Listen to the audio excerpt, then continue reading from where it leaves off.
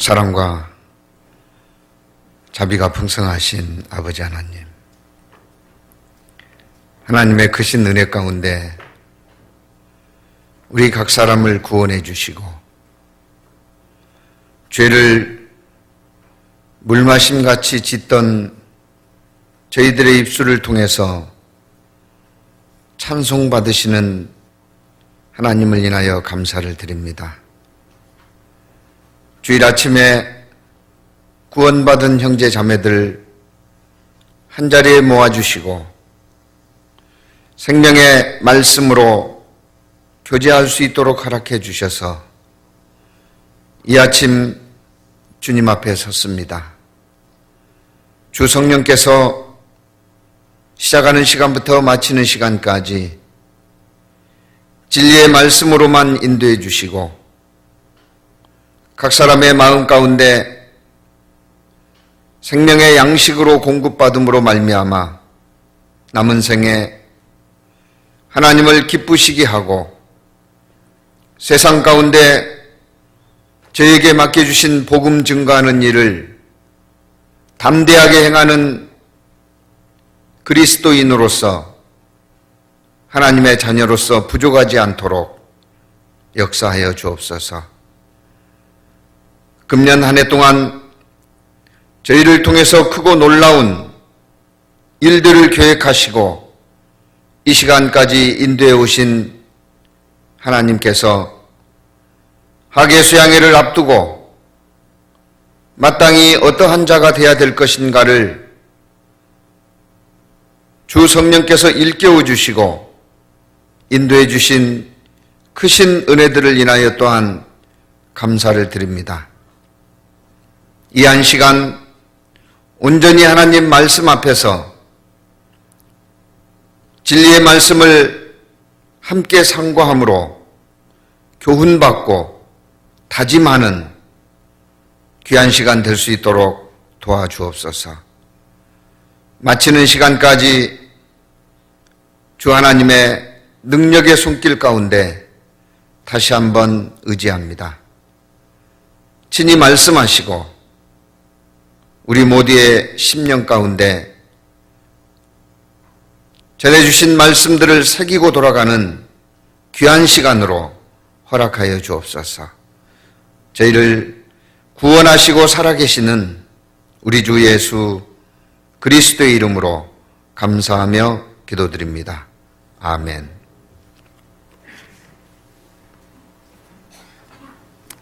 성경 누가복음을 먼저 찾겠습니다. 성경 누가복음 1장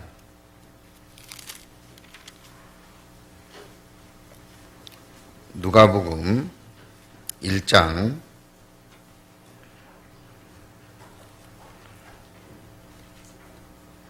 8절 말씀부터 제가 몇 구절 읽겠습니다. 마침 사가랴가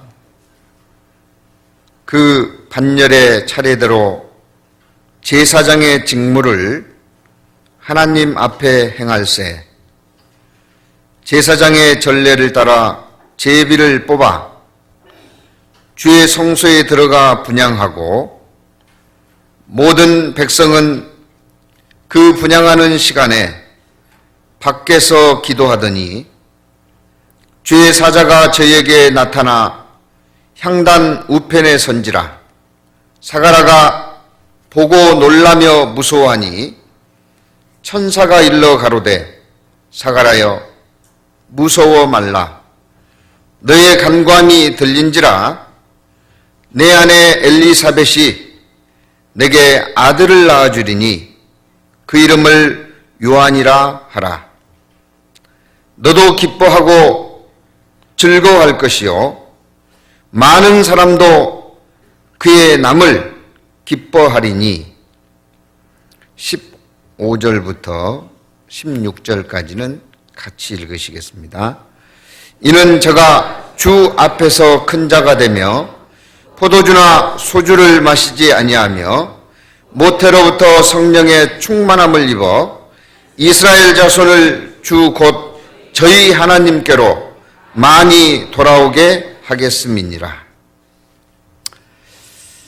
안녕하세요. 광주교회에서 교제하고 있는 김명현 형제입니다. 제 이름이 흔치 않은 이름인데 저희 대한예수교 침례에 두 사람 있다고 어제 알았습니다. 저는 홀로 있는 줄 알았는데 구미교회에 한 분 계시다면서요. 형제가 아니고 자매님이 계신다고 들었습니다. 그래서 제가 형제라는 말을 강조했습니다. 87년 구원받고 믿음 안에서 쭉 생활하다가 99년도 목포에서 전도자로 부름을 받고 전도인으로서의 길을 시작했습니다. 그러다가 3년 뒤 2001년 광주교회 교육 전도사로 발령을 받아서 2006년까지 교육 전도인을 하다가 또 이제 그만하래요. 그러면 뭐 하냐고 그랬더니 은빛 장년회를 좀 맡아달라고. 그래서 2006년 7월부터 지금까지 은빛 장년회를 맡아서 교제하면서 광주교회에 있습니다. 전국 교회가 많아진 것은 틀림없지만 웬만하면 한 번 이상 거쳐간 것 같은데 구미는 처음 방문한 것 같습니다. 그래서 교회 학교를 그 전에 하셨던 교사 출신 또는 교사 봉사를 하시는 분들은 저를 아는 분들이 계시는 것 같고요. 저는 개인적으로 아는 분들이 한 분도 안 계셔서 왠지 조금 낯설기도 하고 좀 뻘쭘하기도 합니다. 그래서 기도를 많이 했습니다. 다 알고 지낸 형제 자매들처럼 교제할 수 있었으면 참 좋겠다. 그런 생각을 갖습니다. 특별히 본문으로 누가복음 1장에 기록된 세례 요한에 관한 말씀을 읽고 본문으로 잡은 것은 요즘 시대가 다 큰 자 되기를 원하셔요. 728 보선을 보더라도 다른 사람보다 다 자기가 잘났고 내가 당선돼야만이 그 지역사회 발전에 보탬이 되고 다 큰 자이기를 원합니다. 뭐 굳이 그 선거 유세 현장에서만 그렇지 않지요. 각 가정에서도 같은 값이면 내 아이가 다른 아이들보다 앞서가는 큰 자이기를 원합니다. 심지어 제가 교직에서 경험한 것인데요.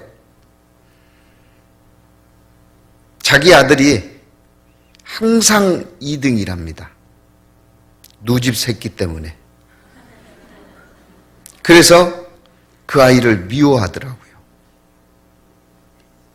그리고 어떻게 하든 그 아이를 흠집을 내기 위해서 중상모략하는 학부모도 만났습니다. 물론 자기 아이에 대한 사랑이 극진하다 보니까 그와 같은 결과를 초래했으리라고 믿습니다. 다 큰 자이기를 원합니다. 우리 마음속에도 하나님께서 그와 같은 욕구를 넣어줬기 때문에 큰 자이기를 원하는 것은 잘못되지 않았다고 생각합니다. 그래서 우리도 큰 자이어야 하리라고 생각을 합니다. 그렇다면 어떤 게 진짜 큰 자인지 좀 생각해 보고요. 정말 진정한 큰 자가 되기 위해서는 어떤 자가 될 때 진정한 큰 자이고 돌이켜 후회하지 않는 큰 자가 될 것인지 이런 것들을 좀 생각해 보기 위해서 오늘 설교의 제목을 큰 자라고 두 글자 짤막하게 정했습니다. 큰 자. 예수님 제자들도 시도 때도 없이 서로 큰 자이기를 원해서 키재기 했던 것들을 성경을 통해서 확인해 볼 수가 있습니다. 잠깐 여기 빨간 실로 잡으시고 누가복음 9장을 보시죠. 누가복음 9장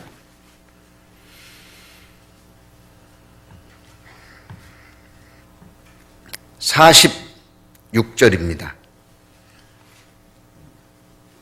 같이 읽으시겠습니다. 제자 중에서 누가 크냐 하는 변론이 일어나니. 제자들끼리 누가 크냐 변론이 생겼어요. 도토리 키재기 한 겁니다. 근데 이 상황을 보면 지금 키재기 할 상황이 아니거든요. 그런데 기회만 주어지면은 큰 자가 되기 원하고 있음을 발견할 수가 있습니다. 제자들이 변론한 큰 자이기를 변론한 이 상황이 어떤 상황이었냐면 예수님께서 둘씩 짝을 지어서 전도를 보냅니다. 그래서 이들이 안수하면 병자가 고침을 받고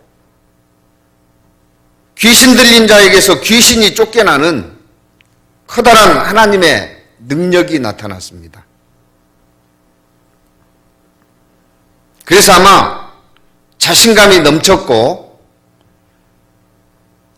우리도 할 수 있다 그런 자부심 충만해 있을 때 한 청년의 아버지가 아들을 데리고 왔어요. 귀신을 쫓아달라고 부탁을 했습니다. 이전에 했던 방식대로 기도도 하고 안수도 했는데 귀신이 꼼짝도 안 하는 겁니다. 그래서 변론이 생겼어요. 예수님의 정체성마저도 흔드는 그런 변론이 있었습니다. 그때 예수님이 오셨고 예수님께서 그 청년의 아버지와 대화를 나누면서 청년의 몸속에 청년을 괴롭혔던 귀신을 쫓아내는 그런 사건들이 37절 이하의 기록이 되어 있습니다. 제가 잠깐 읽어보죠. 이튿날 산에서 내려오시니 큰 무리가 맞을세 무리 중에 한 사람이 소리질러 가로되 선생님 원컨대 내 아들을 돌아보아 주옵소서. 이는 내 외아들이니이다. 귀신이 저를 잡아 졸지에 부르짖게 하고 경련을 일으켜 거품을 흘리게 하며 심히 상하게 하고야 겨우 떠나가나이다. 당신의 제자들에게 내어 쫓아 주기를 구하였으나 저희가 능히 못하더이다. 제자들이 귀신을 쫓아내지 못했던 겁니다. 그래서 예수님께서 42절 올 때에 귀신이 거꾸로 때리고 심한 경련을 일으키게 하는지라 예수께서 더러운 귀신을 꾸짖으시고 아이를 낫게 하사 그 아비에게 도로 주시니 사람들이 다 하나님의 위엄에 놀라니라. 예수님이 귀신을 쫓아낸 이런 놀라운 일이 있었습니다. 그러면 정말 자기들은 왜 못 쫓아내고 예수님은 그 귀신을 쫓아냈는지 이거에 대해서 더 깊은 관심을 가져야 되는데요. 그런 것보다는 뭐에 관심이 많아요? 큰 자 되는 것이 관심이었습니다. 한 번에 기재기 한 것이 아니죠. 누가복음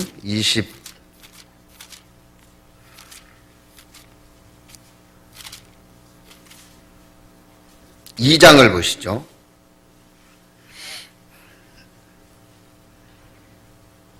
누가복음 22장 1절입니다.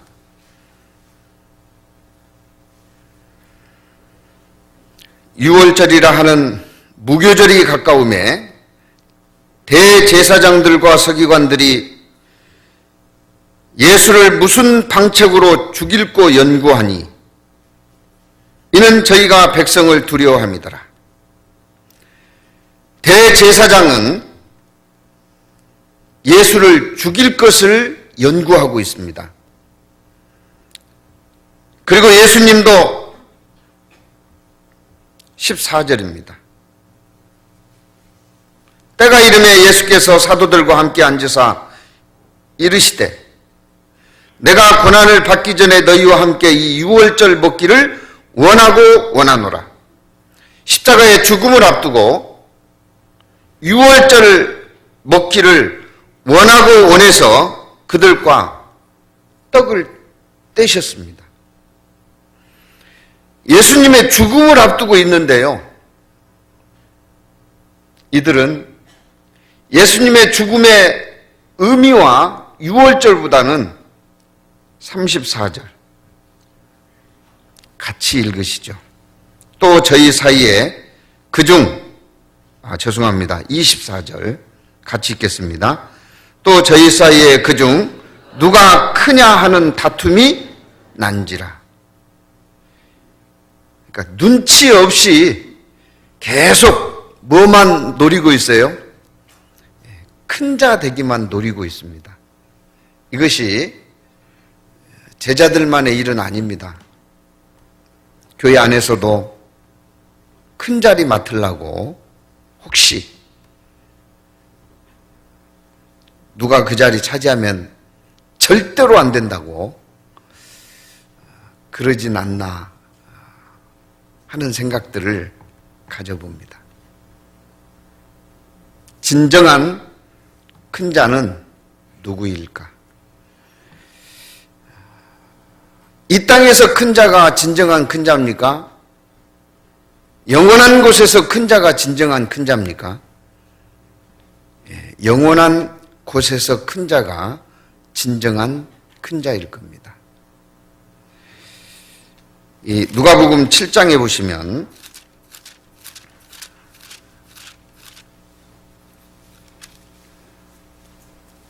이 28절입니다. 누가복음 7장 28절 같이 읽겠습니다. 내가 너에게 말하노니 여자가 낳은 자 중에 요한보다 큰 이가 없도다. 그러나 하나님의 나라에서는 극히 작은 자라도 저보다 크니라 하시니. 이 세상의 모든 사람, 아담 하와를 제외하고 누가 낳습니까? 여자가 낳았어요. 아담은 흙으로 빚으시고 하와는 아담의 갈류뼈를 취해서 하나님께서 만드셨습니다. 그를 제외한 모든 사람은 여자가 낳았어요. 근데 세례 요한에게 여자가 낳은 자 중에 가장 크다 그랬습니다.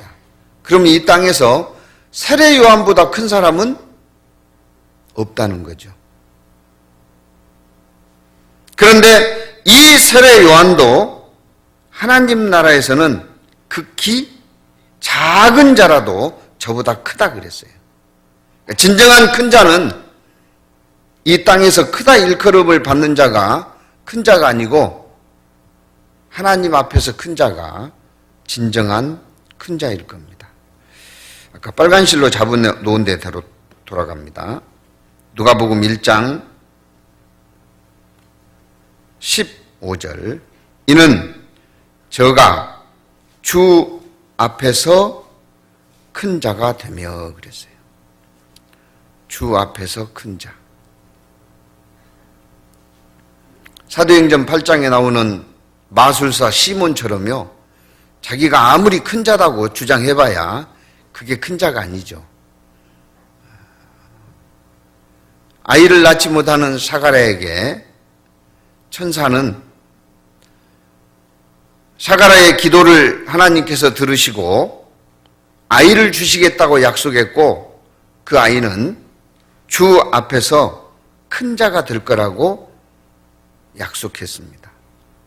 그리고 이 약속대로 세례 요한은 태어났고, 세례 요한은 예수님으로부터 여자가 낳은 자 중에 가장 큰 자라고 하는 일컬음을 받았습니다. 그래서 우리는 세례 요한의 삶과 또 성경에 기록된 여러 가지 예증들을 통해서 진정한 큰 자가 누구인지 살펴보고, 우리도 그와 같은 삶을 살 때 이 땅에서는 무시받고 멸시받고 천히 여김을 당할지 모르지만 영원한 세계 주 앞에서 진정한 큰 자일 수 있다는 겁니다. 그래서 15절에 기록된 세례 요한에 대한 말씀들, 그리고 성경의 예증들을 통해서 큰 자이기 위해서는 어떠한 자가 큰 자인가를 좀 함께 상고해보고, 우리들의 삶이 그와 같은 삶으로 변화되고 또 그러한 삶을 추구하고 행할 때 진정한 큰 자로서의 누릴 수 있는 은혜들을 하나님께서 우리에게 허락하시리라고 믿습니다. 첫째, 진정한 주 앞에서 큰 자는 15절입니다. 이는 저가 주 앞에서 큰 자가 되며 포도주나 소주를 마시지 아니하며 그랬습니다. 진정한 큰 자는 포도주나 소주를 마시지 않는 구별된 삶을 사는 자가 진정한 큰 자일 겁니다.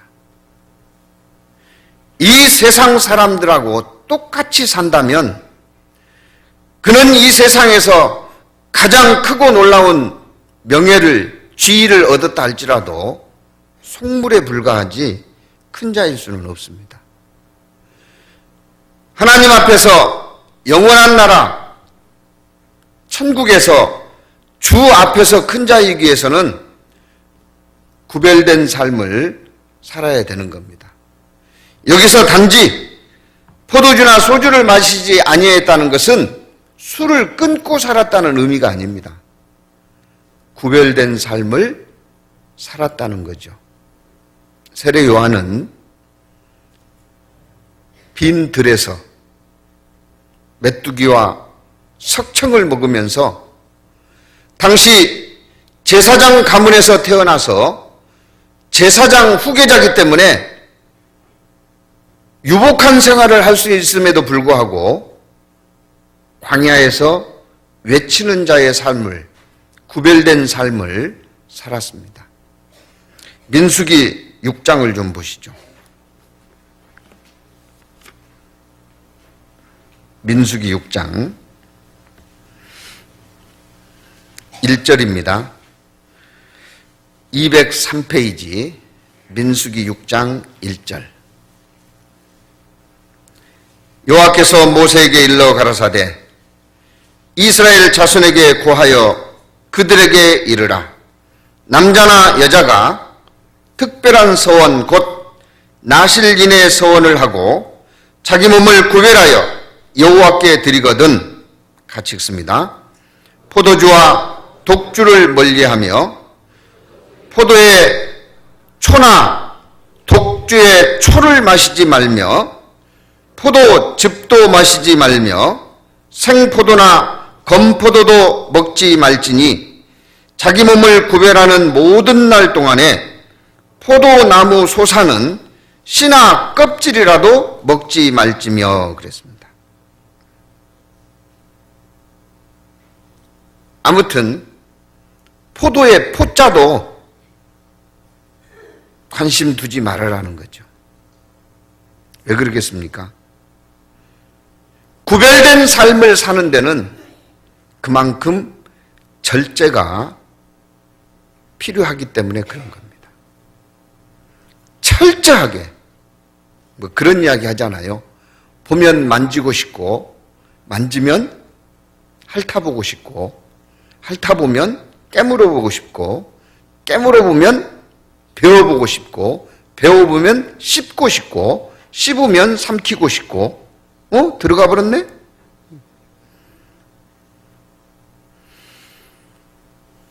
서 있으면 앉고 싶고 앉으면 눕고 싶고 누우면 눈 감아보고 싶고 눈 감아보면 자고 싶고 자면 일어나기 싫어요. 이런 욕구의 끝이 없기 때문에 구별된 사람은 철저하게 포도에 포도 가까이 하지 말라. 그 구별을 강조하면서 민수기에는 포도주와 독주라고 되어 있습니다. 그걸 누가복음은 번역하는 과정에서 독주가 소주가 아니죠. 소주로 번역이 됐어요. 똑같은 의미입니다. 세례 요한이 포도주나 소주를 먹지 아니했다는 것은 구별된 삶을 살았다는 겁니다. 구별된 삶을 살고 있는 세례 요한을 주 앞에서 큰 자라고 이야기했어요. 성경에 보면 구별된 사람은 세 종류가 있습니다. 첫째는 날 때부터 하나님께서 운명적으로 구별된 삶을 살도록 한 사람들이 있어요. 그게 삼손입니다. 사사기 13장.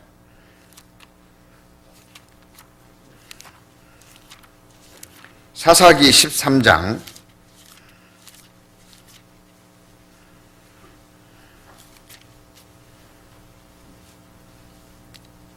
2절입니다. 384페이지.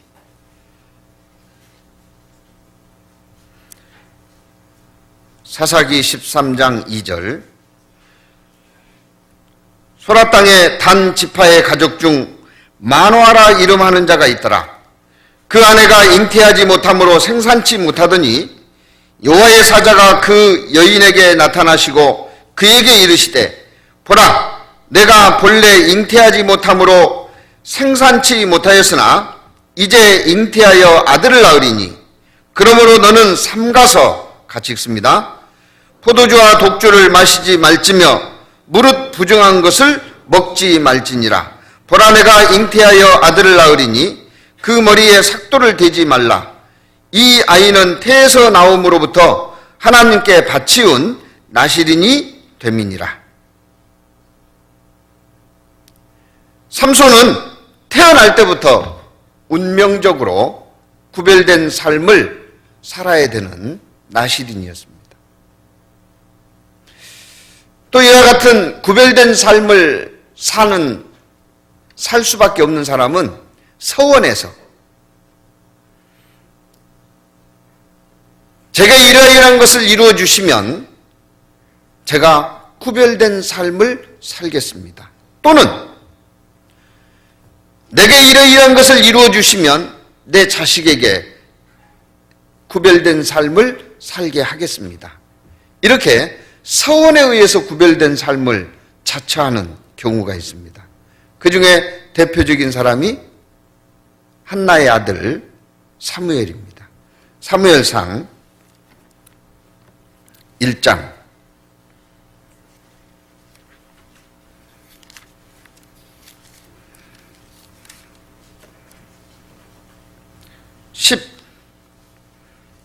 11절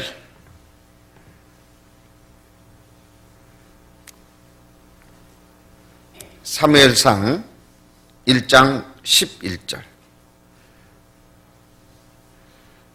서원하여 가로되 만군의 여호와여 만일 주의 여종의 고통을 돌아보시고 나를 생각하시고 주의 여종을 잊지 아니하사 아들을 주시면, 그 다음 같이 읽습니다.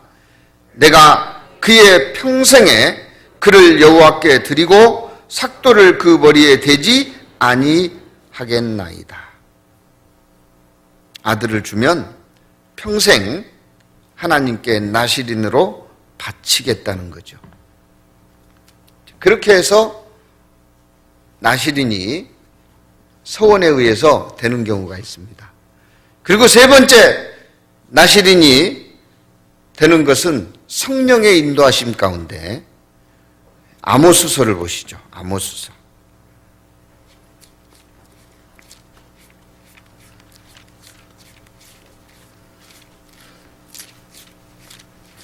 호세아, 요엘, 아모스입니다. 아모스 2장 1276페이지 11절. 아모스 2장 11절 1276페이지. 또 너희 아들 중에서 선지자를 너희 청년 중에서 나시르 사람을 일으켰나니, 백성 중에서요 성령의 인도하심 가운데 선지자를 구별된 삶을 사는 나시린을 일으켰나니 이스라엘 자손들아 과연 그렇지 아니하냐, 이는 여호와의 말씀이니라. 그러나 너희가 나시르 사람으로 포도주를 마시게 하며 또 선지자에게 명하여 예언하지 말라 하였느니라. 구별된 삶을 살아야 하는 그들에게 구별된 삶을 살지 못하도록 포도주를 먹이고 예언하는 자의 입을 금해서 예언하지 말라고 너희가 하였다는 것을 책망하고 있습니다. 이 시대에 구원받은 거듭난 그리스도인들은 세 번째에 해당되는 성령의 인도하심 가운데 구별된 삶을 살아가는 나실인들이죠. 그래서 구원받은 그리스도인들, 그들의 모임, 교회를 빼어낸 무리라고 일컫고 있는 겁니다. 우리는 구별된 삶을 살면 세례 요한이 그랬듯이 주 앞에서 큰 자라고 일컬음을 받을 수 있을 겁니다. 그래서 우리는 절대로 세상과 타협하거나, 요즘 시대가 그러니까 시대와 야합하거나 구별됨을 잃어버리면 안 될 겁니다. 세상 사람들이 다 그런다 할지라도 우리는 바보처럼, 어리석은 자처럼 하나님의 말씀에 기록된 대로 나실인의 삶을 주장하고 산다면 주 앞에서 큰 자로 여김을 받을 수 있을 겁니다. 이방인들을 만나보고 일반 교회 교인들을 만나보면은 자칭 지각이 있다 하는 많은 분들이 걱정을 하는 걱정거리 중에 하나가 마지막 보루인 종교마저 시대와 야합하고 있어서 심히 걱정된다, 그런 이야기들을 많이 해요.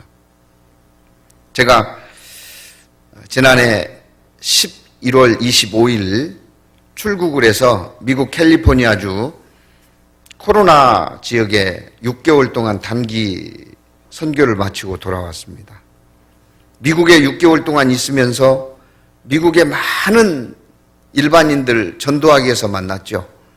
그분들을 통해서 들은 이야기가 교회가 타락하고 있다. 교회가 시대와 야합해서 교회가 교회이기를 스스로 포기하고 있다. 그러면서 그분들이 저한테, 교회 나오지도 않는 분들이 저한테 충고하기를, 목사님은 초심을 잃지 마십시오. 그런 충고를 해주더라고요. 우리는 어떠한 명분으로든지 구별됨을 잃어서는 안 됩니다. 세례 요한은 포도주와 소주를 마시지 아니함으로 구별된 삶을 살았습니다. 빈들에서 메뚜기와 석청을 먹으면서 부르짖었습니다. 다시 누가복음 1장 15절 빨간 실로 잡아놓으셨을 겁니다. 이는 저가 주 앞에서 큰 자가 되며 포도주나 독주를 마시지 아니하며 모태로부터 성령이 충만함을 입어 이스라엘 자손을 주 곧 저희 하나님께로 많이 돌아오게 하겠습니다. 주 앞에서 큰 자는 많은 사람을 돌아오게 하는 자입니다. 진리 가운데 하나님 말씀 앞에 많은 사람을 돌아오게 한 자, 그 자가 세례 요한이 그랬던 것처럼 주 앞에서 큰 자입니다. 세례 요한은 외쳤습니다. 회개하라. 천국이 가까웠느니라 외쳤어요. 다니엘서 12장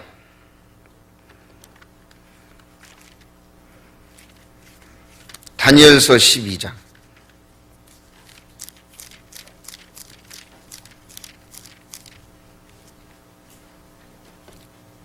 3절입니다. 다니엘서 12장 3절 1255페이지 같이 읽으시겠습니다. 지혜 있는 자는 궁창의 빛과 같이 빛날 것이요 많은 사람을 옳은 대로 돌아오게 한 자는 별과 같이 영원토록 비치리라. 별과 같이 영원토록 비추이는 영광을, 영예를 얻는 자는 많은 사람을 옳은 대로 돌아오게 한 자입니다. 별의 영광이 어느 정도 큰지 아시죠? 천문학을 공부해 보면 밤하늘에 반짝반짝 담뱃불만도 못한 그 별빛이 태양빛의 100만 배 이상이라는 거 아십니까? 태양빛의 100만 배 이상의 에너지를 발산하고 있어요. 그런데 왜 태양빛은 눈을 뜨고 볼 수도 없는데 그 빛은 반짝반짝할 정도밖에 약합니까? 너무 멀리 떨어져 있기 때문에 그래요. 궁창의 별과 같이 영원토록 비추리라. 많은 사람을 옳은 대로 돌아오게 한 그 사람, 진정한 큰 자일 겁니다. 성경에 사도를 비롯해서 많은 제자들이 이 일을 행하며 살아왔습니다.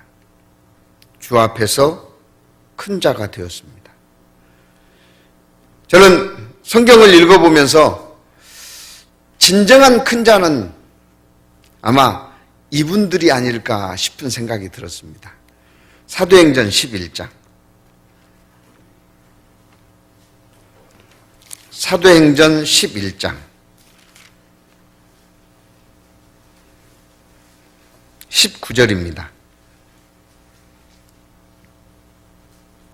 사도행전 11장 19절.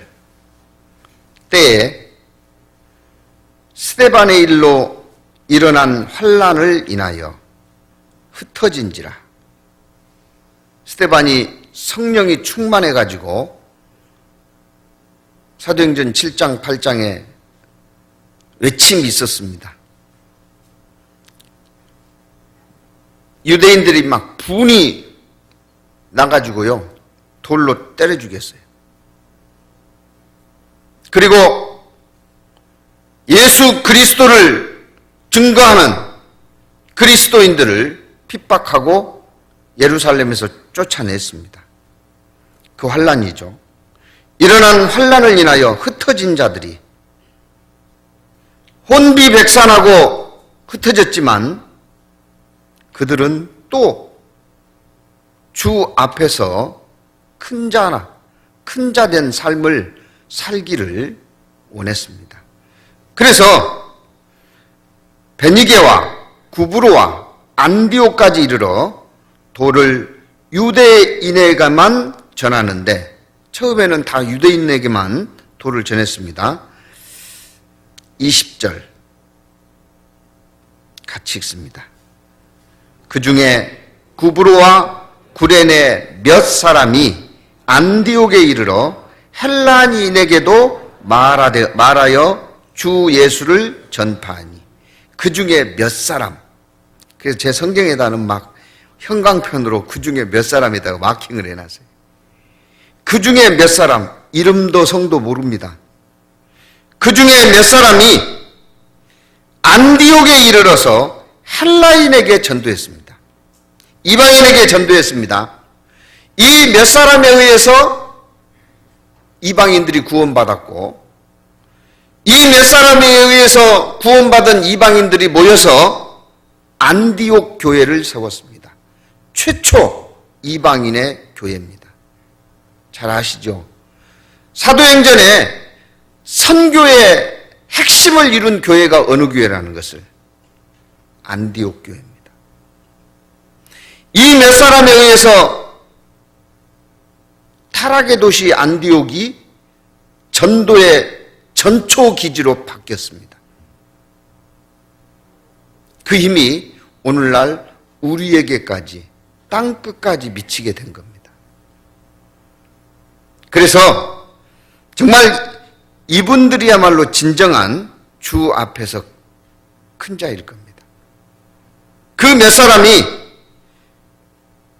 주 예수를 전파하니까 누가 함께 했습니까? 21절 주의 손이 그들과 함께 하심에 수다한 사람이 믿고 주께 돌아오더라. 주께 돌아왔어요. 정말 우리가 온전한 마음으로 복음을 전하는 주 앞에서 큰 자이기를 원하면은요, 주의 손이 함께하는 것을 경험할 수 있습니다. 많은 분들이 그런 간증을 해요. 그전에는 교회에서 전도해야 되지 않겠느냐고, 그래서 의무감에 책임감에 말을 건널 때는 봉변도 당하고, 너 이제 앞으로 그런 이야기 하려면 나한테 연락하지 마라. 그렇게도 이야기했던 사람들이 진정 주 앞에서 큰 자가 누구이며 내가 무엇을 위해서 살아야 되겠느냐고 마음에 깨닫고 다짐한 후 기회가 있을 때든지 없을 때든지 일을 일 삼아서 해야 되겠다 결심하고 나니까 연락이 없던 사람한테 연락이 온대요. 밥 한 그릇 같이 먹자고. 그 나가서 식사하다 보면 먼저 물어본답니다. 너 지금도 교회 잘 나가냐고. 그쪽에서 교회 말 꺼냈으니까 얼마나 말하기 좋아요? 그렇게 해서 전도하는 사례들이 있습니다. 이번에 학예수양회를 앞두고 광주교회당에서도 해마다 하는 연례 행사지만은 수양회를 앞두고 어머니 생활 집회를 합니다. 어머니 생활 집회를 하는데 이번에 어머니의 생활 집회 전체 주제는 사랑 안에 거하라는 제목으로 네 분의 목사님이 나누어서 집회를 했습니다. 그런데 두 번째 날 이제 은혜를 끼치게 하라는 주제로 제가 두 번째 말씀을 맡았어요. 기도 가운데 우리가 끼칠 은혜가 무엇일까? 우리에게 있는 은혜가 무엇일까? 우리에게 허락된 은혜가 무엇일까? 있는 것 가지고 끼쳐야지 없는 것 가지고 어떻게 끼쳐요? 내게 있는 게, 우리에게 있는 게 무엇일까? 복음밖에 없어요. 그래서 수양회를 앞두고 2010년 하계 수양회 슬로건이 그분과 함께 갑시다입니다. 그거 아셔요? 포스터에 보면 그분과 함께 가고 싶습니다라고 써졌어요. 그래서 그것을 주제로 해서 생활 집회를 했습니다. 그분들과 함께 가고 싶습니다. 이게 우리가 끼쳐야 될 은혜이다. 집회가 끝나고 신방을 하면서 구역 모임 하면서 많은 간증들이 쏟아졌고 몇 분 자매님들을 만나 봤는데 제가 이런 질문을 던졌습니다. 그분 있어요? 그랬더니 그냥 알아들으시더라고요. 그분 있어요? 그랬더니 자매님들 이야기가 뭐냐면 그분 갖고는 안 됩니다. 저는 깜짝 놀랐어요. 그러면 그분 말고 다른 분이 있어요? 그랬더니 그분들이래요. 그분들과 함께 가고 싶습니다. 그래서 지난주 제가 광주교회 설교하면서요, 설교 제목을 바꿨습니다. 그분들과 함께 가고 싶습니다로 설교를 했어요.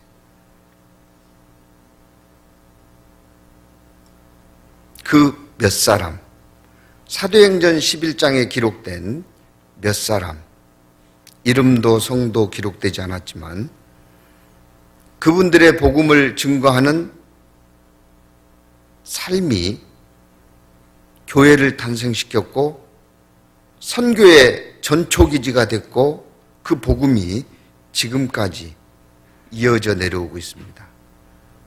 이보다 큰 자가 어디 있겠어요? 우리도 하계 수양회를 앞두고 그분과 함께 가고 싶습니다. 그분을 찾은 사람, 진정한 큰 자일 겁니다. 우리가 이것을 위해서 모든 것을 다 투자해도 손해보지 않는 투자일 겁니다. 그래서 불의의 제물로 친구를 사기라고 기록해 두신 겁니다. 저희 광주교회 형제 자매님들은 손 꼽아서 그분을 지금 찾고 있습니다. 현재 오늘 또 몇 명 늘어났는지 모르겠습니다. 현재 주일날 오후에 제가 확인해 본 그분들, 새로 이번에 처음 모시고 가는 분들이 372명입니다. 아마 1차 때 그러니까요, 2, 3, 4차까지 더해지면 또 교회학교 새로 더해지는 인원들 더해지면 모름지기 적지 않은 수가 이번에 처음 가서 말씀을 듣고 구원받는 큰 은혜를 경험하고 오리라고 믿습니다. 그분들, 그들과 함께 수양에 참여하고자 하는 그것이 주 앞에서 큰 일이고 그 일을 행하는 자가 주 앞에서 큰 자입니다.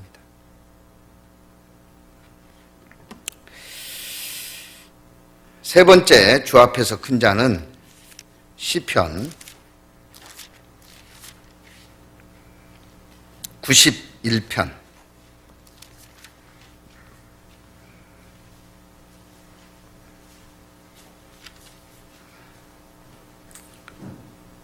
14절, 시편 91편 14절.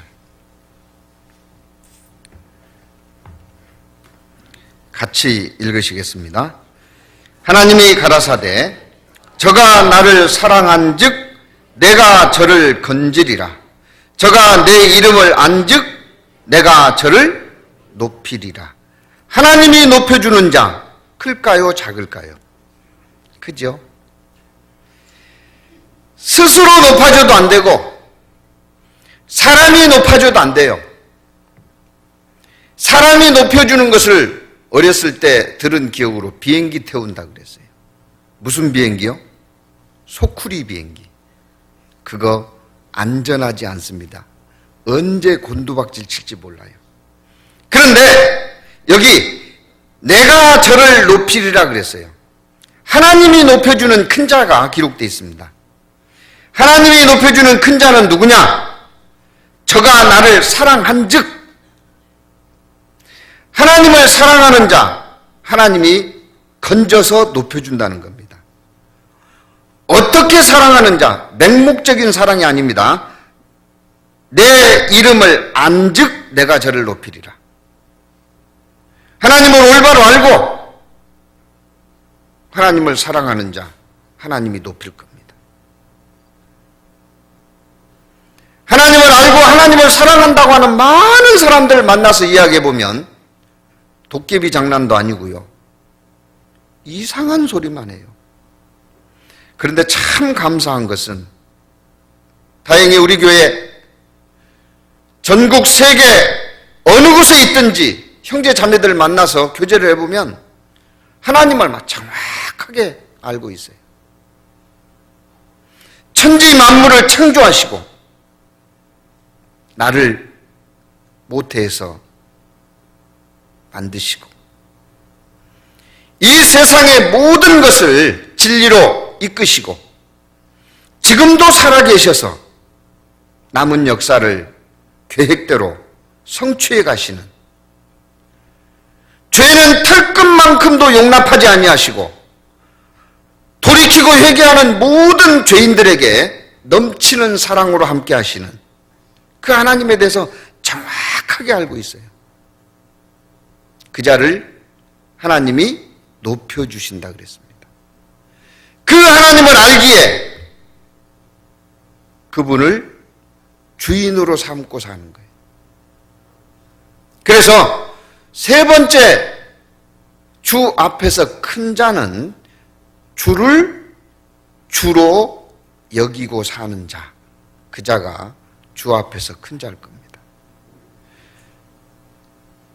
과거에는 자기 생각대로, 자기 고집대로, 자기 경험대로, 자기 가치관대로, 자기 판단대로 살았지만 이제는 말씀에 의지해서. 베드로는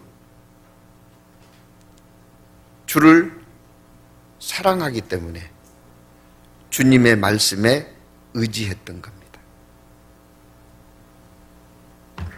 누가복음 5장.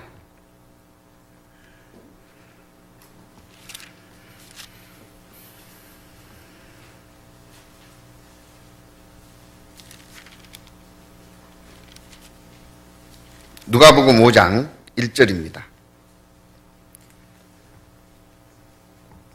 무리가 헌하여 하나님의 말씀을 들을새 예수는 게네사 호숫가에 서서 호숫가에 두 배가 있는 곳을 보시니 어부들은 배에서 나와서 그물을 씻는지라. 어부들이 그물을 씻고 있습니다. 그물을 씻고 있다는 것은 고기잡이를 마쳤다는 거죠. 예수께서 한 배에 오르시니 그 배는 시몬의 배라. 육지에서 조금 뛰기를 청하시고 앉으사 배에서 무리를 가르치시더니 말씀을 마치시고 시몬에게 이르시되 깊은 데로 가서 그물을 내려 고기를 잡으라. 아마 예수님이 배를 잠깐 빌려서 제자들을 가르치는데 사용했기 때문에 뱃삭을 좀 주려고 그랬던가 봐요. 그리고 베드로에게 하는 이야기가 깊은 데로 가서 그물을 내려 고기를 잡으라 그랬어요. 제가 많은 어부들에게 물어봤습니다. 깊은 데는 고기 없답니다. 고기는 어디가 있어요? 수초가 좀 있는 해안가, 얕은 데가 있대요. 근데 깊은 데로 가서 그물을 내려 고기를 잡으라 그랬어요. 5절 같이 읽습니다. 시몬이 대답하여 가로되 선생이여 우리들이 밤이 맞도록 수고하였으되 얻은 것이 없지만은 말씀에 의지하여 내가 그물을 내리리다 하고. 무엇에 의지했어요? 말씀에 의지해서. 되지도 않는 소리지만 베드로는 전문가입니다. 무엇 한해서요? 고기잡이 한해서는. 어부니까요. 내가 전문가인데 내 생각을 접고 말씀에 의지하여 내가 그물을 내리리다 하고 6절을 제가 읽습니다. 그리 한즉 고기를 애운 것이 심히 많아 그물이 찢어지는지라. 그물이 찢어질 정도로 고기가 가득 담겼습니다. 주를 주로 여기는 자죠. 요한복음 21장 15절. 요한복음 21장 15절.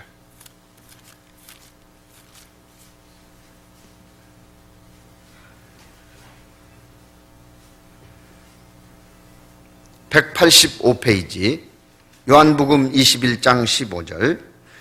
저희가 조반 먹은 후에 예수께서 시몬 베드로에게 이르시되 요한의 아들 시몬아 내가 이 사람들보다 나를 더 사랑하느냐 하시니 가로되 주여 그러하이다. 내가 주를 사랑하는 줄 주께서 아시나이다. 가라사대 내 어린 양을 먹이라 하시고. 베드로는 주님을 극진히 사랑하는 자이었기에 큰 자라 일컬음을 받기에 부족하지 않았던 겁니다. 내가 주를 사랑하는 줄 주께서 아시나이다. 주를 사랑할 수 있는 자는 주를 주인으로 고백하는 자가 주를 사랑할 수 있는 겁니다. 그 자가 주 앞에서 큰 자예요. 마태복음 16장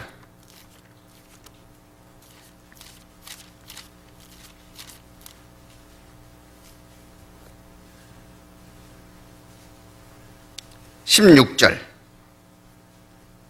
마태복음 16장 16절. 시몬 베드로가 대답하여 가로되, 같이 읽습니다. 주는 그리스도시요 살아계신 하나님의 아들이시니이다. 주는 그리스도시요 살아계신 하나님의 아들이니이다.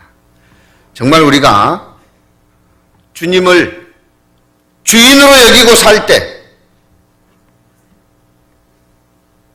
크다 인정받을 수 있을 겁니다. 내 경험, 내 생각, 내 판단, 내 가치관, 그 모든 것보다 주님의 말씀을 의지하는 삶, 그러한 삶을 사는 자가 가장 큰 자로 여김을 받을 수 있는 겁니다. 마태복음 5장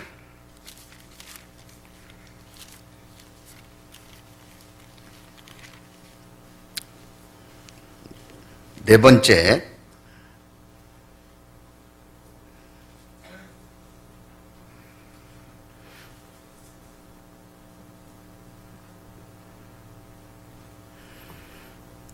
큰 자로 여김을 받을 수 있는 자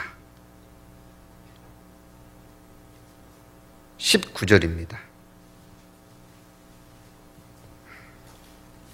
그러므로 누구든지 이 계명 중에 지극히 작은 것 하나라도 버리고 또 그같이 사람을 가르치는 자는 천국에서 지극히 작다 일컬음을 받을 것이요 누구든지 이를 행하며 가르치는 자는 천국에서 크다 일컬음을 받으리라.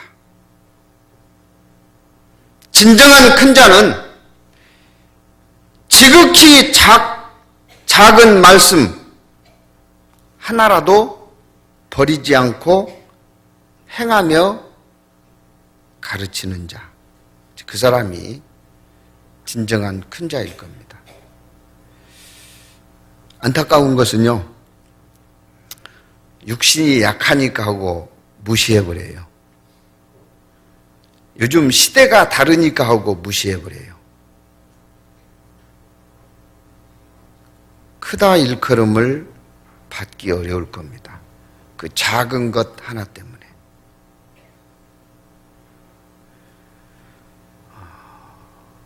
노아가 하나님 앞에 의로 여김을 받고 은혜를 입었던 중요한 것 중에 하나가 노아의 삶 가운데 다 준행하였더라. 다 준행했던 겁니다.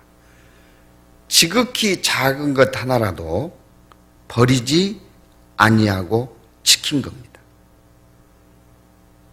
그래서 우리가 아는 것도 중요하지만 말씀을 버리지 않고 행하는 거, 그게 아주 우리에게 요구되는 소중한 거라고 생각합니다. 다윗은 훌륭한 왕이었습니다. 그 훌륭한 왕을 보낸 다윗이 아들에게 바라는 소망은 대단했을 거라고 생각이 듭니다. 정말 그 아들이 잘해주기를 바랄 거예요. 저 엊그제 신방한 가정에 70이 다 된 어르신 신방을 했는데요. 그냥 체력이 다운이 돼가지고 죽을 지경인데도요, 회사 출근을 하셔요. 그래서 제가 그랬습니다. 이제 좀 아들에게 물려주고 좀 여생을 좀 여유를 좀 찾으셔요. 그랬더니 물려주기는 진정 물려줬대요. 그런데 가서 보면은 하는 꼴이 이러다 회사 말아먹게 생겼대요. 그러니까 또 가서 하고 또 가서 하고. 그리고 요즘 아예 날마다 출근해요. 아들은 아들대로 불편하고 어른은 어른대로 힘들고 집에 오면 그냥 기운이 쇠진이 돼가지고요, 교제도 못 나와요.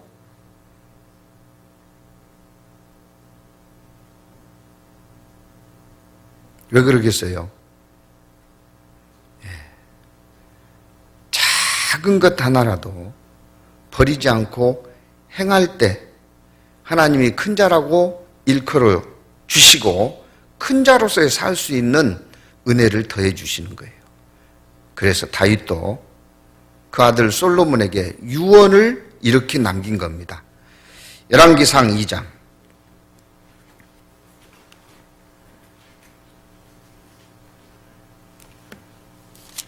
열왕기상 2장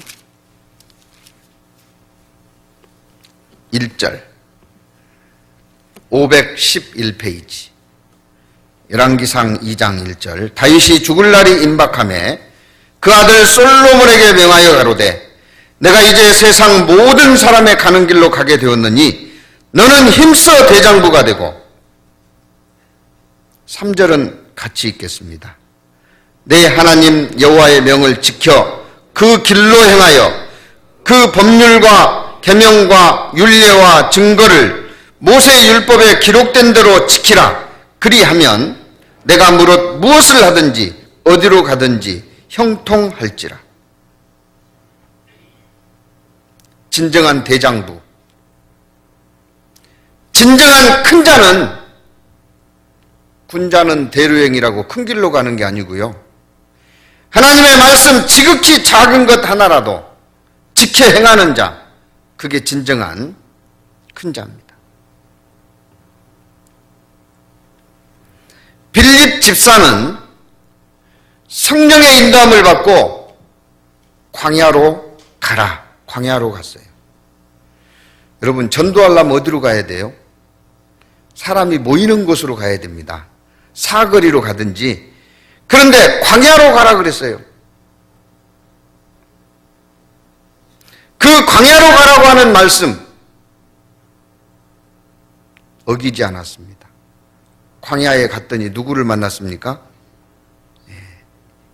이디오피아 여왕의 국고를 맡고 있는 내시를 만났어요. 그리고 그에게 이사야서를 풀어서 구원함을 얻고 침례를 줬어요. 사도행전 9장에 보면 아나니아에게 사울에게 가라 그랬어요. 여러분, 사울은요, 아나니아 잡으러 온 사람이라니까요. 아나니아를 잡으러 오는지 뻔히 알고 아나니아가 숨어 있는데 사울에게 가라 그랬어요. 처음에는 두려워서 그 사람이 어떤 사람인지 아냐고. 예수 그리스도 전하는 자를 잡으러 지금 공문을 가지고 온 사람인데 그 사람한테 어떻게 가냐고. 다시 한번 말씀했습니다. 가라! 그 말씀 하나를 어기지 않았습니다. 그리고 가서 사울에게 안수하니까 사울의 눈이 비닐 같은 게 벗겨지고 보게 되었어요. 그리고 그가 이방인의 사도가 되었습니다. 지극히 작은 것 하나, 그 말씀을 지키는 자, 정말 바보처럼 하나님 말씀을 두려워하고 떨며 지키는 자, 그 사람이 진정한 주 앞에서 큰 자입니다. 마태복음 18장 다섯 번째, 주 앞에서 큰 자.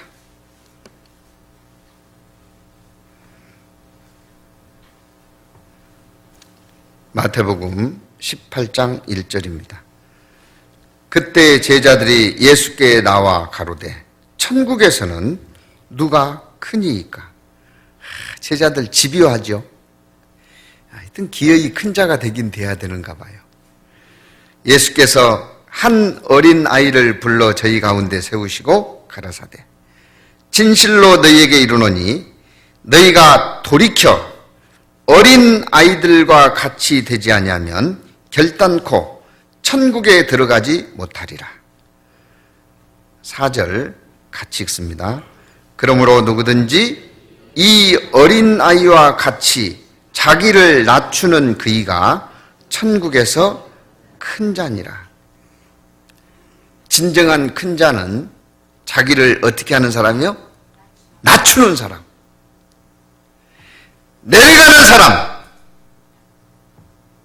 자기를 점점 낮추는 사람. 이게 진정한 큰 자입니다. 세례 요한은 외쳤습니다. 나는 내 뒤에 오시는 분의 신들매도 감당치 못할 자라고. 자기를 낮출 줄 아는 선지자였습니다. 사도 바울도요, 길리기아 다소 지방에서 태어나가지고 어린 시절에 예루살렘에 유학한 가말리알의 최고의 랍비 밑에서 배운 유학파 청년이었습니다. 예수님 제자들, 사도들 보면은요, 똑바른 거, 올바른 거 별로 없었습니다. 그 예수님 제자들의 모든 것을 다 알고 있지만 사도 바울은 자기 자신이 어떠한 존재인지를 알았기 때문에 내려섰습니다. 고린도전서 15장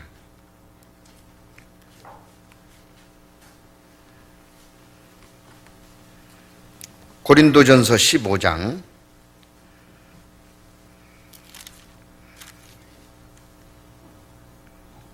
8절입니다.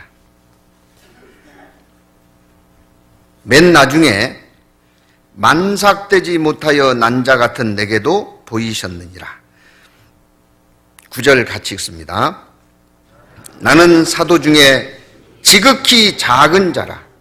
내가 하나님의 교회를 핍박하였으므로 사도라 칭함을 받기에 감당치 못할 자로다. 사도 중에 지극히 작은 자라 그랬어요. 제자들은 서로 키재기했습니다. 누가 크냐고. 그런데 바울은 나는 작은 자다 그랬어요. 왜? 진정한 큰 자는 낮추는 자. 그래서 사도 바울이 이름도 사울은 크다라는 의미를 가지고 있고 바울은 작다라는 의미를 가지고 있답니다. 작은 자, 낮은 자이기를 자청한 겁니다. 에베소서 3장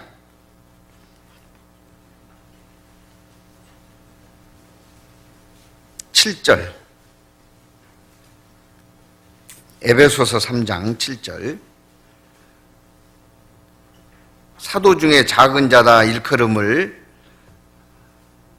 한 뒤 몇 년 세월이 지났습니다. 7절. 이 복음을 위하여 그의 능력이 역사하시는 대로 내게 주신 하나님 은혜의 선물을 따라 내가 일꾼이 되었노라. 8절 같이 읽습니다. 모든 성도 중에 지극히 작은 자보다 더 작은 나에게 이 은혜를 주신 것은 측량할 수 없는 그리스도의 풍성을 이방인에게 전하게 하시고. 몇 년 전에는 사도 중에 작은 자다 그랬는데요. 이때는 모든 성도 중에 누구라고요? 지극히 작은 자보다 더 작은 나에게 자신을 표현하고 있습니다. 더 작은 나에게. 또 몇 년 세월이 흘렀습니다. 디모데 전서 1장 15절. 미쁘다 모든 사람이 받을 만한 이 말이여, 그리스도 예수께서 죄인을 구원하시려고 세상에 임하셨다 하였도다. 같이 읽습니다. 죄인 중에 내가 괴순이라. 지극히 작은 성도 중에, 모든 성도 중에 지극히 작은 자보다 더 작은 나가 아니라 죄인 중에 내가 괴순이라 그랬어요.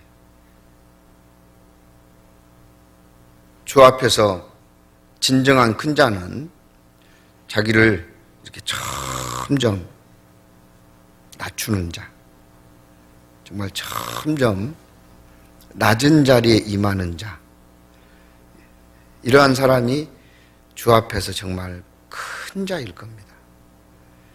가끔 이런 이야기 하죠. 깜짝 놀란 세 가지가 있다. 천국 가서 보니까요, 그분이 안 왔더래요. 그 높으신 분이 안 왔더래요. 그 귀하게 여김을 받던 분이 안 왔더래요. 두 번째 깜짝 놀라는 일은 그 놈이 왔더래요. 천도꾸러기. 교회 안에서 가장 값어치 없는 일, 그래서 이놈 저놈 일컬음을 받았던 그 놈이 왔더래요. 그리고 세 번째는 자기가 와 있더래요. 왜냐하면 자기를 잘 알잖아요. 그런데 진짜 놀랄 일은 가장 천덕꾸러기처럼 살았던 그 사람이 주님 가까이 계실 겁니다. 그 자가 크다 일컬음을 받기 때문에. 시편 133편.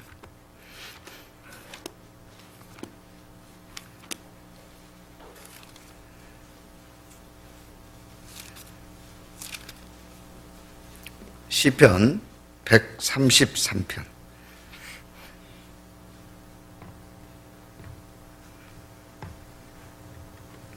(1절부터) (3절까지) 다 다들 암송하시는지 모르겠습니다. 한번 같이 읽어보겠습니다. 형제가 연합하여 동거함이 어찌 그리 선하고 아름다운고, 머리에 있는 보배로운 기름이 수염 곧 아론의 수염에 흘러서 그 옷깃까지 내림 같고, 헐몬의 이슬이 시온의 산들에 내림 같도다. 거기서 여호와께서 복을 명하셨나니 영생이로다. 이 말씀이 정말 너무나 우리 마음속에 새겨져 있을 겁니다. 형제가 연합하여 동거함이 어찌 그리 선하고 아름다운고. 다윗의 심령은 참 복잡했을 겁니다. 왜냐하면 하나님의 법궤를 모실 자리가 없어서 기랏 여아림에 방치하고 있었잖아요. 다윗성에다가 성전을 안치해 놓고요, 원근 각처에서 성전이 있는 그곳으로 돌아오는 겁니다. 유월절, 오순절, 초막절 절기를 보내기 위해서 돌아와서 형제가 연합하여 동거하는 그 모습이 너무너무 아름다운 겁니다. 저희들도 하계수양회장에 선발대로 가잖아요. 준비 다 해놓고 저 위에서 내려다 보면요, 승용차 타고 오는 사람, 승합차 타고 오는 사람, 관광버스로 오는 사람, 걸어오는 사람은 없더라고요. 뭐 해외 선교 가보면은 뭐 5일을 걸어서 왔네, 막 그런 소식들을 듣는데, 걸어오는 사람은 우리는 없습니다. 와가지고 차에서 내려서 이고 지고 메고 끌고 부채질하면서 막 몰려드는 게 참 아름답습니다. 금년에 한번 좀 일찍 가셔서 보셔요. 오는 거 정말 보기 좋습니다. 이 세상에 무슨 행렬이 그보다 아름다운 행렬이 있겠습니까? 어린아이부터 노인까지요. 막 대신 끌어주겠다, 괜찮다 막 다투는 모습도 보이고요. 아이, 제가 끌고 가겠습니다, 괜찮단 맛이.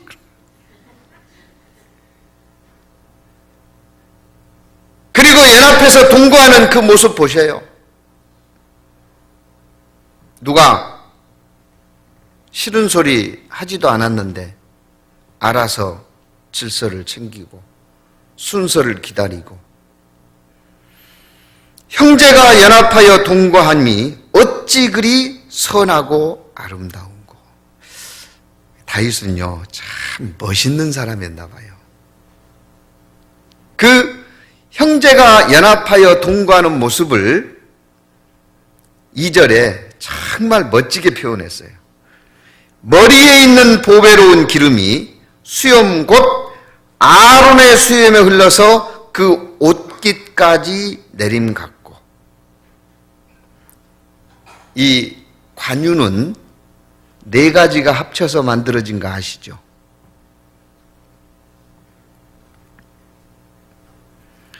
유향과 계유, 계피, 몰약, 이게 이제 섞어져 가지고 각기 다른 맛과 향을 내는 것들이 섞여서 관유가 됐습니다. 그걸 이제 아론의 머리에다 쭉 부었더니 졸졸졸 흘러서 수염에 내려서 옷깃까지 촉촉히 적시는 모습으로 표현을 했어요. 원근 각처에서 몰려든 형제 자매들 속성이요, 성품이 다 다릅니다. 어떤 사람은 꼬라지가 보통 꼬라지가 아니에요. 꼬라지 아세요? 네. 어떤 분은요 고집이 보통 고집이 아니에요. 어떤 분은요 게을러 터진 것이 보통 게을러 터진 게 아니에요. 말씀 시작해야 되는데 대자로 자고 있어. 그때까지 제가 여럿 봤습니다. 또 어떤 분은요 저녁에 잠도 안 자 무엇을 하는지. 하여튼 다 다릅니다. 그런데 그것이 흠이 되지 않습니다. 연합하여 동거하고 있어요. 그러면 그런 대로 용납하고, 저러면 저런 대로 용서하고, 기다려주고 관용을 베풀고. 한 번은 수양회가 끝나고 돌아가는 길인데요, 한 형제님 차 앞에 다른 차가 딱 막고 있어요. 그래서 못 나가고 있습니다. 하여튼 묘하게 주차가 돼가지고 그 차가 빠져야 이 차가 나오게 돼 있어요. 그런데 그 차에 모시고 내려갈 분이 그 형제님까지 해서 5분, 만차입니다. 근데 그 앞에서 딱 막고 있으니까 다 가는데 안 나와. 전화를 몇 번 했대요. 근데 나중에는 전화 받지도 않더래. 곧 갑니다 그러는데 안 와요. 2시간을 기다렸대요.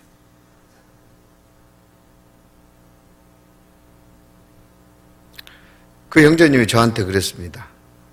나중에 그 형제가 와서 차를 빼면 보면 안 되겠다. 두고두고 마음에 쓴뿌리가 남을 거니까 그 형제 안 보게 해달라고 운전대에 고개 쳐박고 있었대요. 근데 와서 미안하단 말도 안 하고 부릉 하고 차를 빼는데 번호판이라도 보면 안 될 것 같아서 엔진 소리 안 들릴 때까지 고개 쳐박고 있다가 다 가서 고개 들고 시동 걸고 나왔대요. 얼마나 아름답습니까? 그래서 자기를 2시간 동안 새로 모시고 간 분까지 땀 뻘뻘 흘리고 기다리고 했던 그분이 누군지 모른대요. 그런데 그 모습을 새로 오신 분이 보고, 야, 신앙인의 진정한 모습은 이 모습이다. 내려가면서 교제가 기가 막히게 좋았대요. 잘 기다렸잖아요. 이렇게 연합해서 동거하는 모습, 그것을 각기 다른 향이 모여서 머리에 있는 보배로운 기름이 수염에 흘러서 내림 같고 옷깃을 촉촉히 적시는 그 모습으로 표현한 겁니다. 또 헐몬의 이슬이 시온의 산들에게 내림 같도다. 헐몬산은 높은 산입니다. 시온산은 낮아요. 그런데 헐몬산에 내린 이슬이 시온의 산들에 내리려면요, 그 이슬이 다 부서져야 됩니다. 이슬 알갱이가 산산조각이 나서 하늘로 올라가야 돼요. 증발이 돼야 돼요. 햇볕이 떠오르면은 그 태양에 의해서 헐몬산의 이슬이 산산조각이 나서 하늘로 올라가는 겁니다. 개인의 자아는 완전히 박살이 나가지고 증발되어서 하늘에서 100만 개가 모이면 빗방울 하나 됩니다. 그 작은 알갱이 100만 개가 모이면 빗방울 하나가 되어서 어느 산에 내려요? 시온산에 내린 같도다. 시온산에 내리면 그곳에는 결실이 있는 겁니다. 과목이 자라고 있는 산이에요. 시온산에 올리브가 얼마나 많이 심겨져 있는지 모릅니다.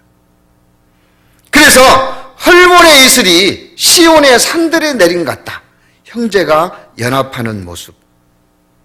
낮아지고 낮아지고 높은 시온산의 이슬들이 낮은 헐몬산에 내리는 겁니다. 그런 특별한 방법에 의해서. 이것이 겸손 아니겠습니까? 거기서 여호와께서 복을 명하셨나니 곧 영생이로다. 그래서 그 겸손이 있는 그곳에, 겸손으로 인한 연합이 있는 그곳에 거듭남의 역사가 나타나는 겁니다. 그 자가 주 앞에서 큰 자입니다. 그보다 큰 자가 어디 있어요? 마태복음 6번째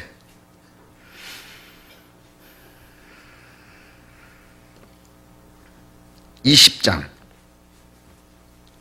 25절, 마태복음 20장 25절.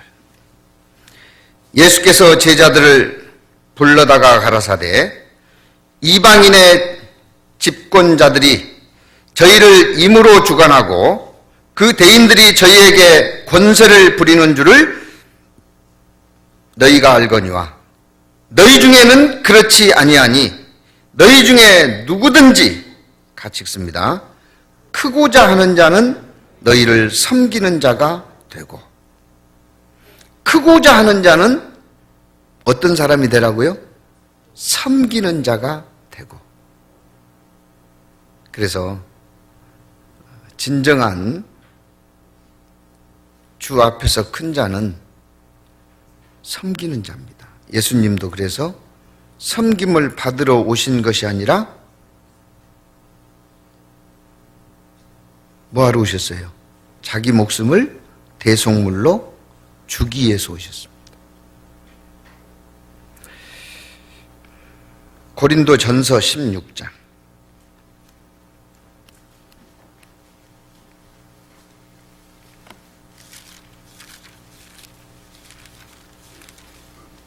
고린도전서 16장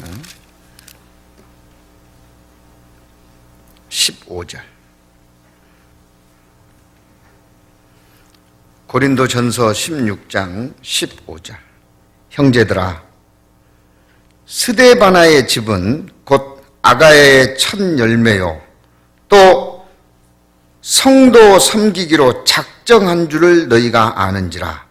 내가 너희를 권하노니 이 같은 자들과 또 함께 일하며 수고하는 모든 자에게 복종하라.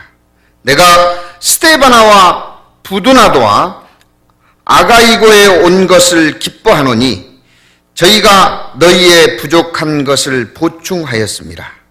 저희가 나와 너희 마음을 시원케 하였으니 그러므로 너희는 이런 자들을 알아주라. 거기 스데바나의 집, 섬기기로 아주 작정한 사람입니다. 상대방, 형제 자매들의 마음을 아주 시원하게 해준 스스로 종된 자, 이 자가 주 앞에서 큰 자입니다. 학예수양회가 다가오면은요, 공주병에 걸리는 사람들이 늘어난다고 소문을 들었습니다. 저는 맨 처음에 오해를 했어요. 수양회가 다가오면 공주병 걸려갖고는 안 되죠. 막 벗어붙이고 봉사를 해도 시원찮은데 공주병에 걸리면 안 되지 않습니까? 근데 나중에 알게 보니까요, 그게 아니에요. 공주에 가서 살고 싶은 병. 그래서 1차, 2차, 3차, 4차 다 쫓아가요. 광주는 1차니까요. 1차는 봉사로 간답니다.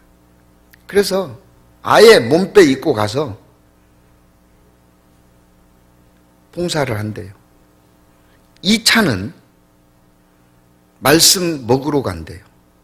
그래서 그때는 말씀만 듣고 상담하는 데 쫓아다니고, 3차는 이제 말씀 먹고 힘을 얻었으니까 전도해서 데리고 가는 거예요. 그래서 3번, 4번을 참석하는 공주병에 걸린 사람들이 많이 생긴다. 진정한 큰 자라고 생각이 됩니다. 섬기는 자. 우리는 세례 요한의 탄생을 통해서 주 앞에서 큰 자는 첫째, 구별된 삶을 살아가는 사람, 나시린처럼. 둘째, 많은 사람을 주 앞으로 진리 가운데 모으는 사람, 전도하는 사람. 셋째, 하나님을 알고 사랑하며 주로 여기는 사람. 넷째, 진리의 말씀을 작은 것 하나도 버리지 않고 행하며 가르치는 사람. 5째, 어린아이처럼 낮아지는 겸손한 사람. 6째, 섬김을 받는 게 아니라 섬기는 사람. 이런 사람이 진정 주 앞에서 큰 자일 겁니다. 세상에서는 바보처럼, 세상에서는 가장 억울한 자처럼 세상을 마감한다 할지라도 그들이 큰 자입니다. 저는 가끔 이런 생각을 해봅니다. 가인과 아벨, 누가 큰 자입니까? 가인이 커요, 아벨이 커요? 가인이 형인데 아벨이 큽니다.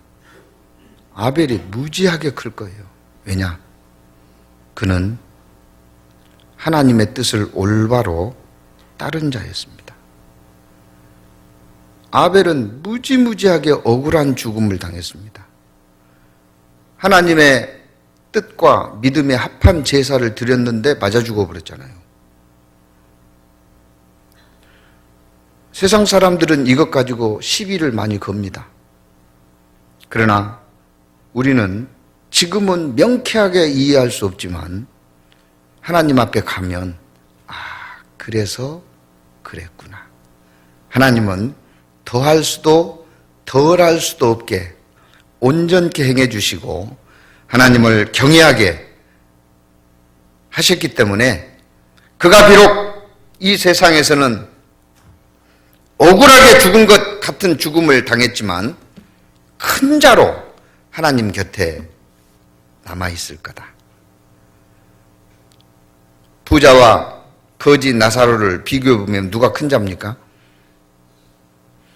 부자가 잘난 것 같은데 거지 나사로가 훨씬 큰 자입니다. 진정한 큰 자는 이 땅에서 큰 자가 아니고 주 앞에서 큰 자가 진정한 큰 자일 겁니다. 그래서 우리는 이러한 삶을 본받아서 살아야 되리라고 생각합니다. 기도하시겠습니다. 사랑과 자비가 풍성하신 아버지 하나님, 감사합니다. 하나님의 크신 은혜 가운데 주 성령께서 우리 마음과 생각을 흔들리거나 미혹되지 않도록 지켜주시고 진정한 큰 자가 어떤 자인가를 우리 삶 가운데 늘 새겨주셔서 하나님 앞에 큰 자라 일컬음을 받을 수 있도록 인도하여 주옵소서. 이 시간 특별히 복음 들고 해외에서 오지에서 수고하는 주님의 일꾼들, 그들의 이름을 일일이 기억해 주시고 그들이 가는 곳마다, 그들이 있는 곳마다 그들의 입술을 열 때에 이뤄진 영혼들이 돌아오고 믿음 안에 있는 영혼들이 든든히 세워져서 더 큰 일을 해낼 수 있는 믿음의 역사를 이루어 주시기를 간곡히 부탁을 드립니다. 며칠 후에 있을 하계 수양회를 통해서도 우리 모두가 연합해서 주 앞에서 큰 자이기를 자원하고 더 많은 은혜 가운데 하나님께 영광을 돌리는 귀한 연합의 시간들이 될 수 있도록 역사하여 주옵소서. 그 일을 위해서 준비하는 모든 손길들 주님께서 일일이 기억해 주시고 이 땅에서도 갚아주시고 저 신령한 곳에 귀한 것으로 예비하여 주옵소서. 이를 위해서 핍박받고 이를 위해서 고난받는 모든 형제 자매들 주님의 은혜가 함께할 수 있도록 역사하여 주옵소서. 이 시간 이후의 모든 시간들 하나님의 능하신 능력의 손길 가운데 다시 한번 의지합니다. 저희를 구원하시고 살아계시는 우리 주 예수 그리스도의 이름으로 감사하며 기도드립니다. 아멘. 찬송가 85장 9주를 생각만 해도 찬송 후에 수양의 홍보 영상이 준비되어